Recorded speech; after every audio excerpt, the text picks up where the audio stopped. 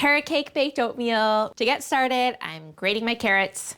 So these will add really nice moisture. Okay, now in my skillet, I'm gonna toast up my oats and some pecans. I have 2½ cups of rolled oats, 3/4 of a cup of chopped pecans. I'll stir these around and let them toast for a few minutes, just until they're fragrant. Next, I'm gonna add my spices. I'll start with 1 teaspoon of cinnamon, 1/2 teaspoon of ground ginger, and then a few passes of nutmeg for extra warmth. I'll stir this around and let the spices toast and come out of their hibernation, just like everything else around the farm since it's spring. This is all toasty. I'll take it off the heat.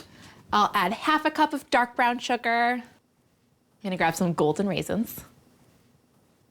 3/4 of a cup of these guys will disperse little bits of juicy sweetness throughout. I'll toss in the carrots. Look at all these veggies going into breakfast.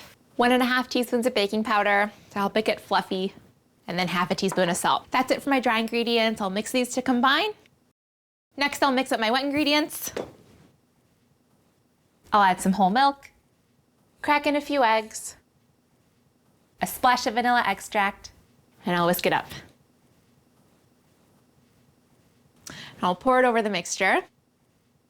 And this is just gonna soak into the oats and make it soft and cake-like. Now, you can't have a cake without butter. I'm gonna pour over 4 tablespoons of melted butter.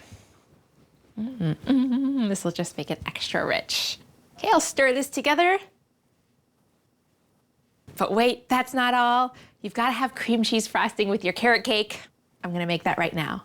I'm starting with 6 ounces of softened cream cheese, 2 tablespoons of sugar, and a little splash of vanilla. And that's it. I'll just mix it until it's creamy.